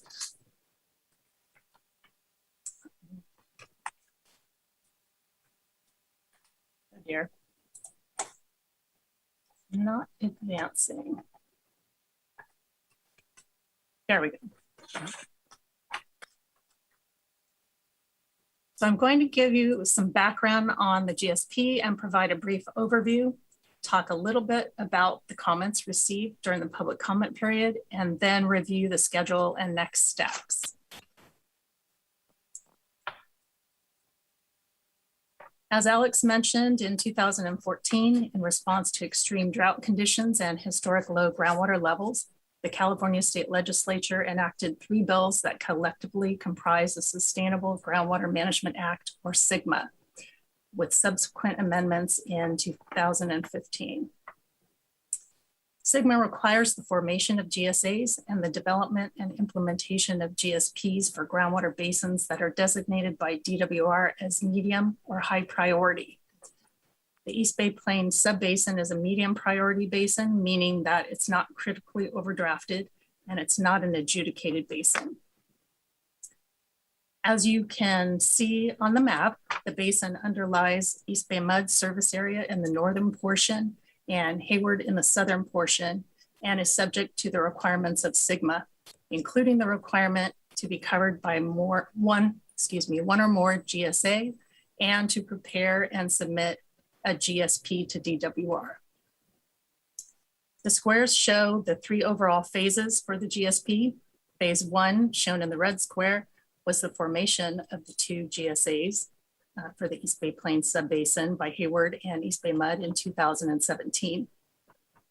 Phase 2, shown in the green square, shows the development of the GSP, which has been developed or been in development since 2018.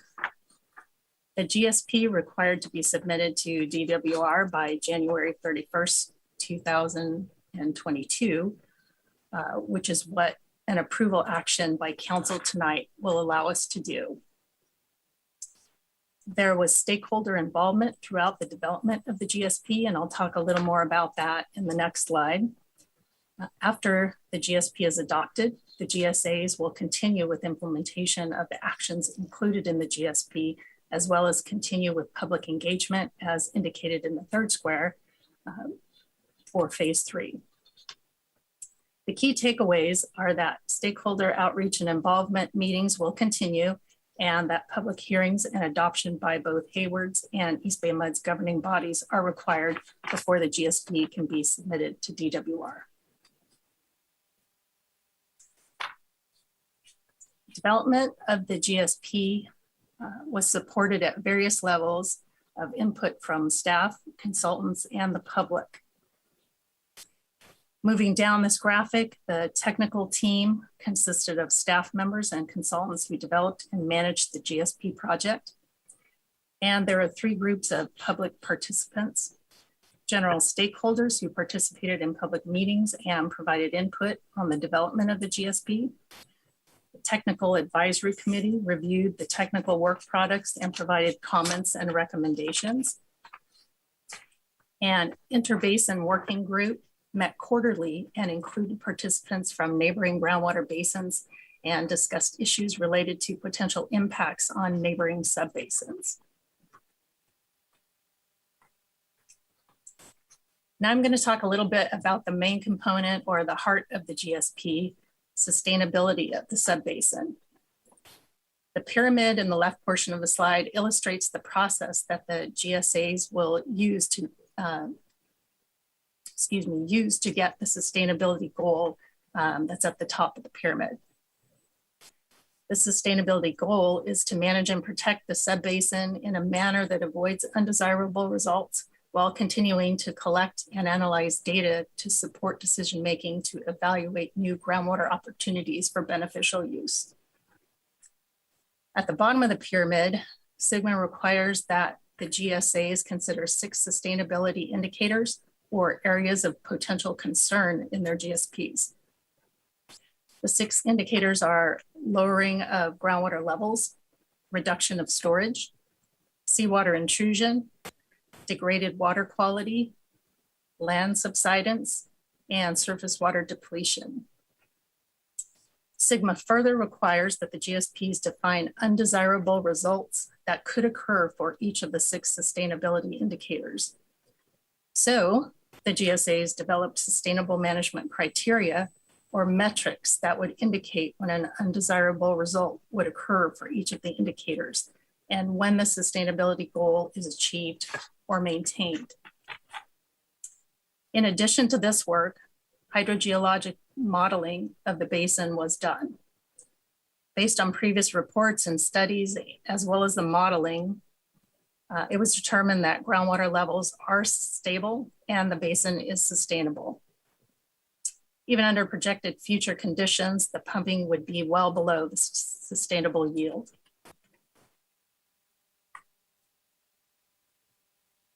The GSAs will be developing a network of monitoring wells that will monitor groundwater levels, quality, and production. This will allow for the collection of data to assess the sustainability indicators, management actions, and future groundwater projects that the GSAs may implement in the subbasin to maintain sustainability. Also, the monitoring network will be continually refined over the implementation period of the GSP to fill identified data gaps. Management actions that will be undertaken over the next 20 years. I just told you about the installation of new groundwater monitoring wells that will monitor the levels, quality, as well as local stream flow. We will conduct habitat surveys to confirm and monitor groundwater, dependent ecosystems. We will complete annual reports and a publicly accessible data management system, which is currently in the works. We will update the GSP every 5 years to account for the new data and regulations. And we will also continue to coordinate with local stakeholders as necessary.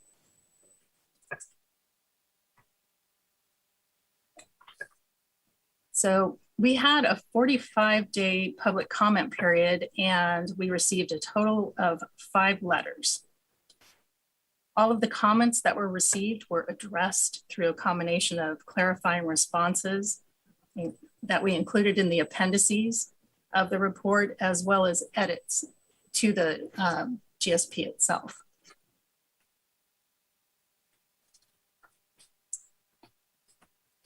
So to review some of the important dates, as I mentioned, we had a public comment period that began in September and ran through the beginning of November. We took this item, or the GSP, before the Council Sustainability Committee, as I mentioned, on November 8th.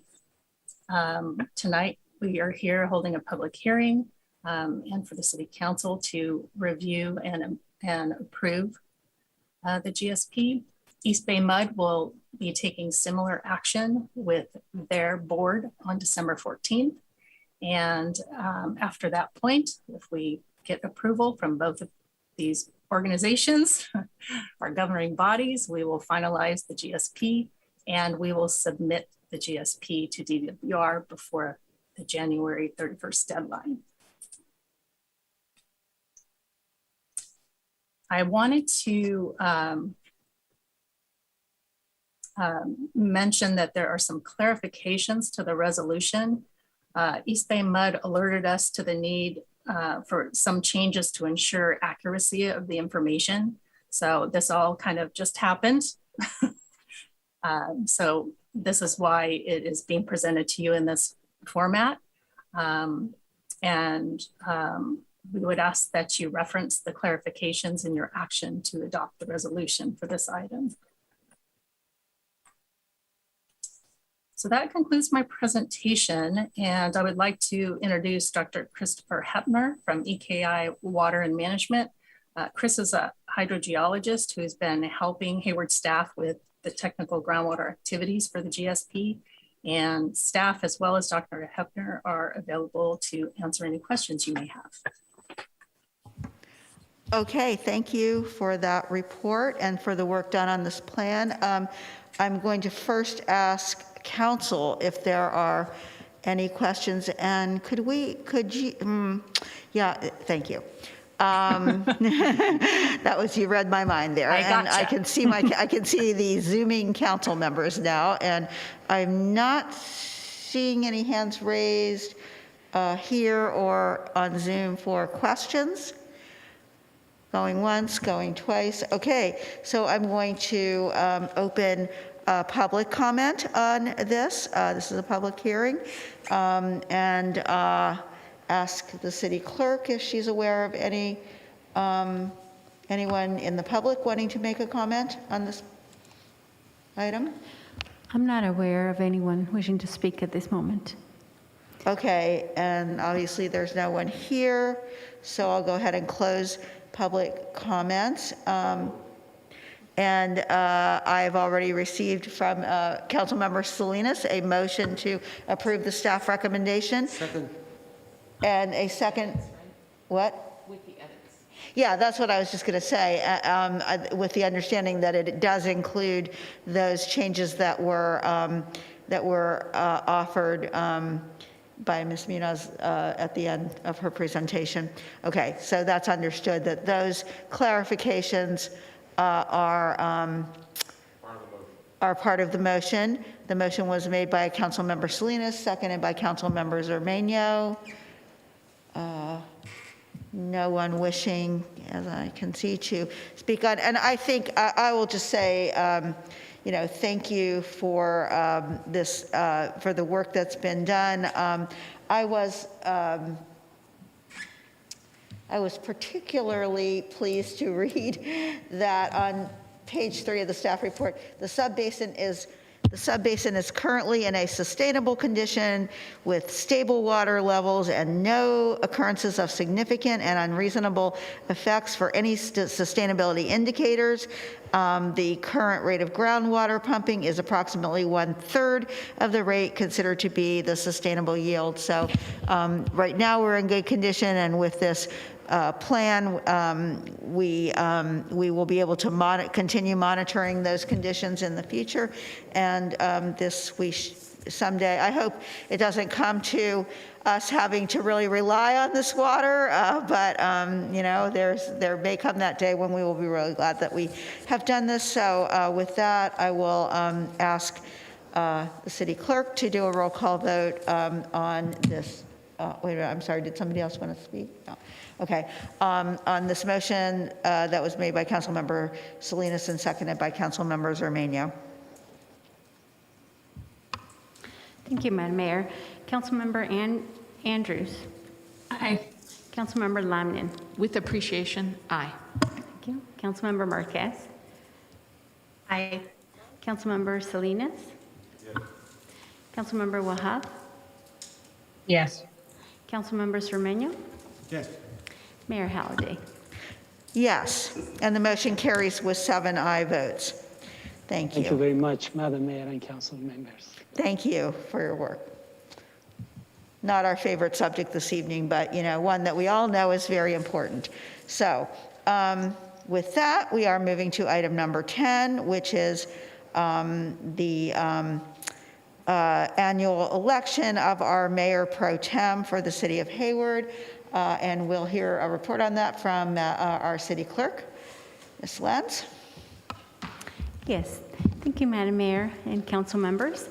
The item before you relates to the election of mayor pro tem.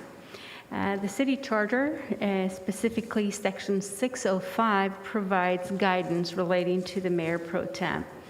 The mayor pro tem performs duties of the mayor during the mayor's absence, as you know.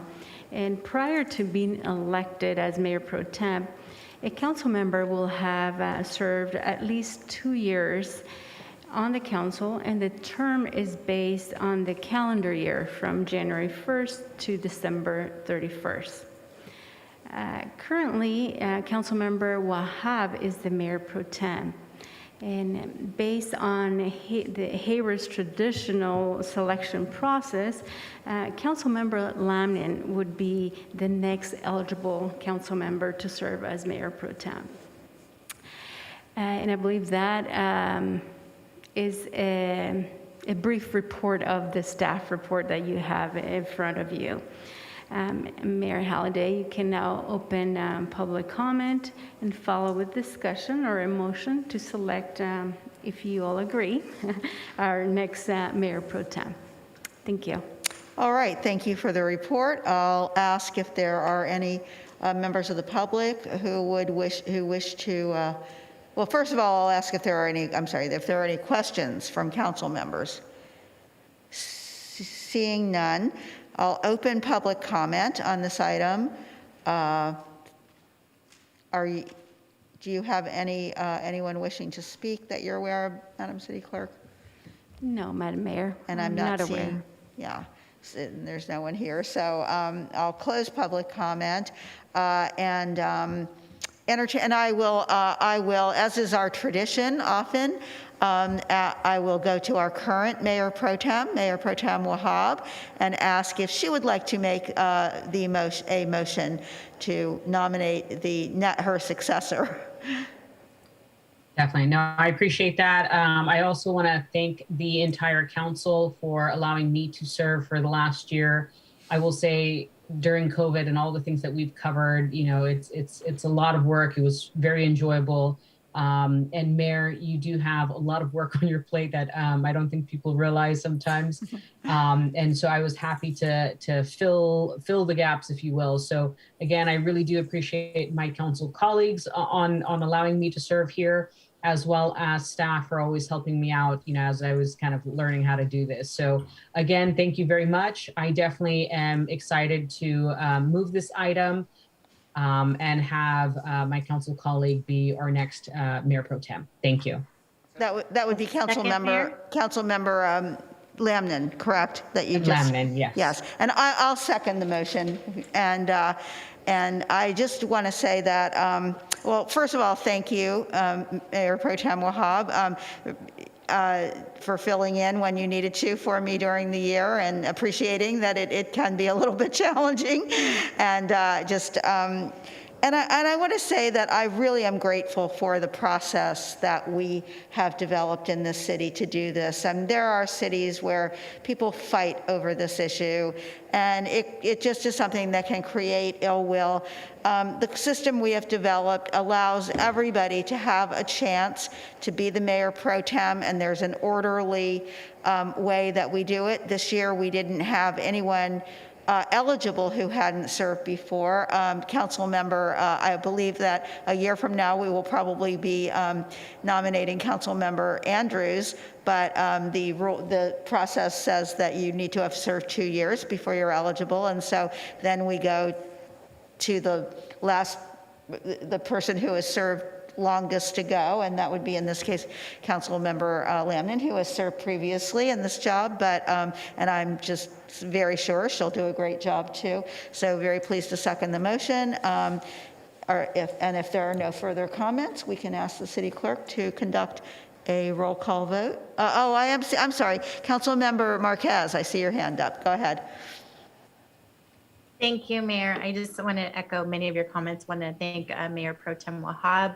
It was a very challenging year, so thank you for stepping in. We appreciate your leadership and want to congratulate our next Mayor Pro Tem, Councilmember Lamnon. I know you're going to do a great job. I think I've had the pleasure of serving with you before while you were Mayor Pro Tem, so it is a very exciting role, and just thank the mayor for everything she does. And I think sometimes the mayor and mayor pro tem can be booked, so maybe we need to think of a plan C just in case, because things have been really challenging and there's been many demands. But really looking forward to having our new colleague serve in this capacity, or not our new colleague, but have her revisit this role again. So thank you so much.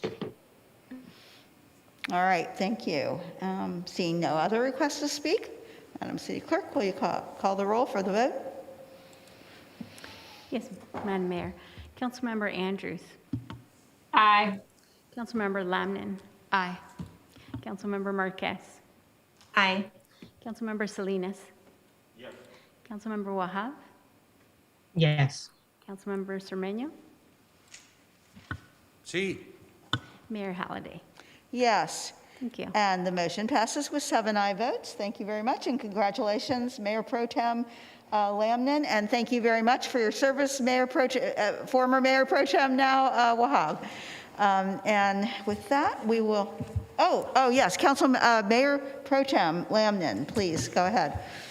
Thank you. I just wanted to appreciate my colleagues for the unanimous vote, and echo the mayor's comments on having just a systemic approach to this is really beneficial. But I appreciate the kind comments and look forward to serving. Thank you for your vote on that. And to my colleague, Councilmember, former Mayor Pro Tem Wahab, thank you for your leadership of the meetings. They ran really efficiently when you stepped in, and I appreciate your service. Thank you. All right, thank you. I have heard that she did a very good job. I didn't usually get a chance to observe that because she was filling in when I wasn't there. So, but I've heard from others that you did a very good job of that. So, and I hope that will continue here. So now we will now move on to council reports and announcements. Anyone?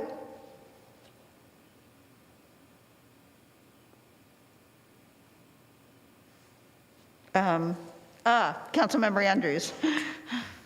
Yes, I just wanted to give some kudos to folks. I want to give a kudos to our Community Services Commissioner Arza Madavi for helping with 5 pillars, and I'm sure there's other people, lots of people involved, but just want to recognize her efforts for the Afghan refugee drive event. I also want to give kudos to Working Dogs for collecting toys and pets supplies for our Hayward Animal Shelter. And I also want to give kudos to the state, because I actually saw them cleaning the freeway the other day. So that was really exciting. Hopefully they'll keep that up. So I just wanted to acknowledge your efforts there. Thanks. Thank you. All right. I will echo that, and I think several of us may have stopped by to see what was going on at the Matt Jimenez Center on Saturday, and continues to go on there. Kind of headed up by, as Councilmember Andrews said, Arzo Madavi from our Community Services Commission, but a coalition of many people, including members of our city staff, were there on Saturday helping out, and also many other members of the community, a lot of people in the faith community, and particularly the local people from the local mosques, and they are accumulating a real warehouse at the Matt Jimenez Center of needs that families who are arriving here from Afghanistan, in many cases not having had the ability to bring much of anything with them but what they could carry, and as they are moving from temporary shelter into some more permanent type of housing, they just have nothing, and they need to really start over, or in putting together the things you need to have, to live in a house. And it's just an amazing operation, the way they have things organized by family size and by things for various ages, particularly of young people. And it's very heartwarming to see. And I hope that we can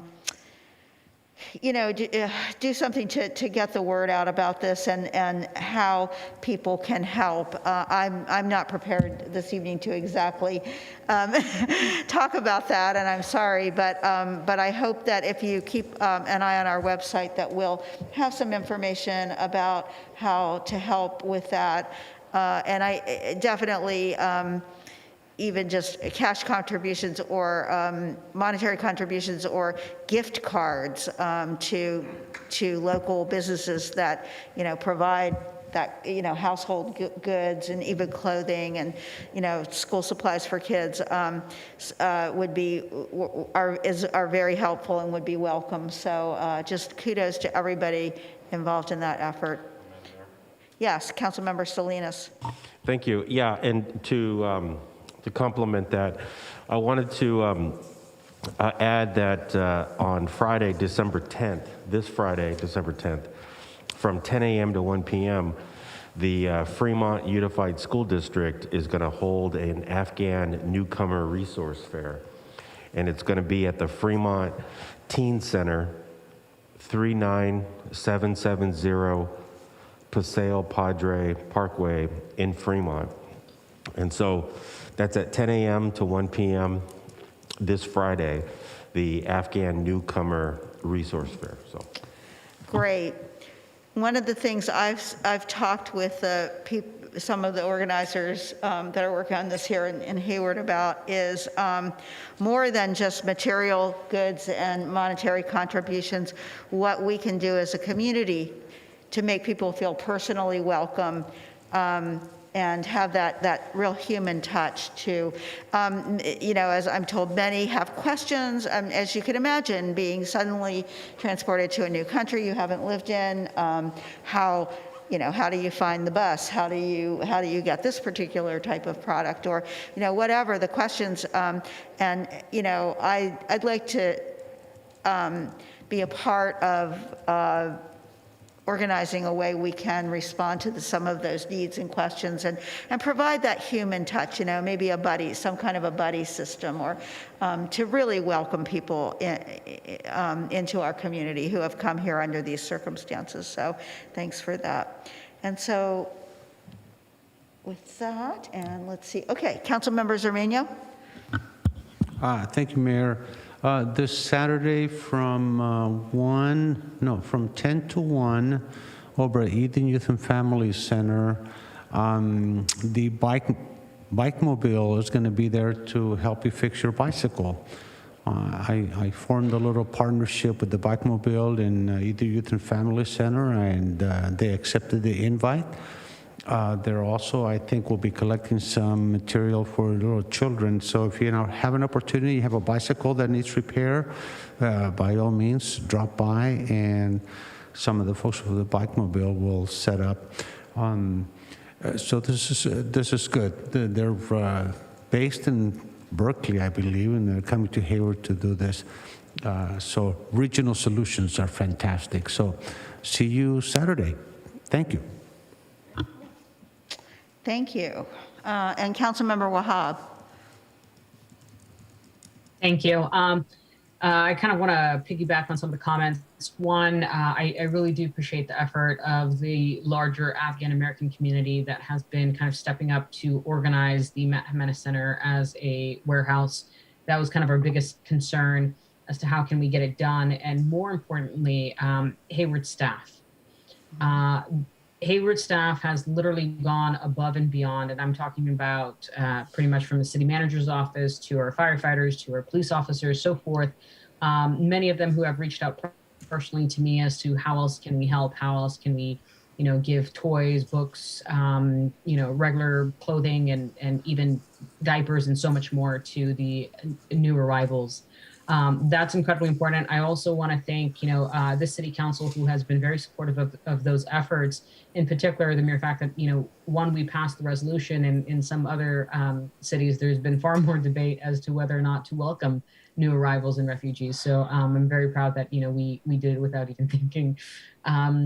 And the other piece is also the resource fair in Fremont. I will be speaking at that event, but at the same time, as much as possible, to our mayor's point, is just, kindness goes a long way, and just, making sure that, people, at least, we practice patience as well.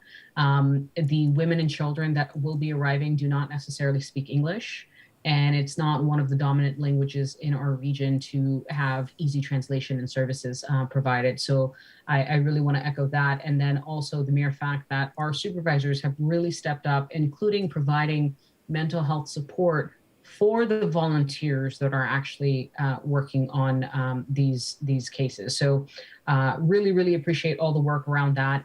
At the same time, I also want to highlight that we did, have the last week or so, happy Hanukkah to all of those who have and continue to celebrate that particular holiday. And hopefully as we light up the season, as we say in Hayward, we're going to have far more joy to celebrate. So again, thank you. And I appreciate being able to share that.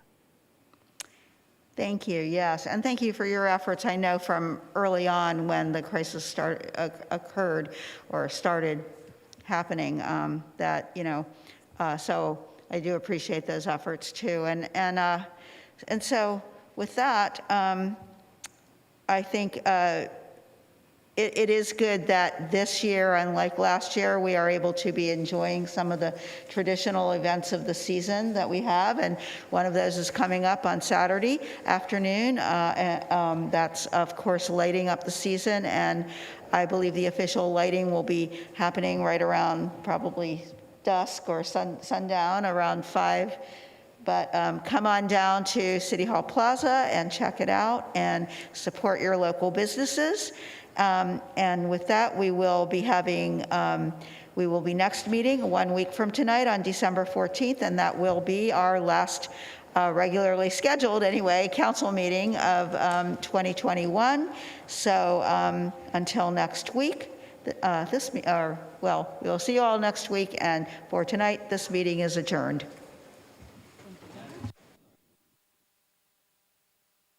Night, thank you.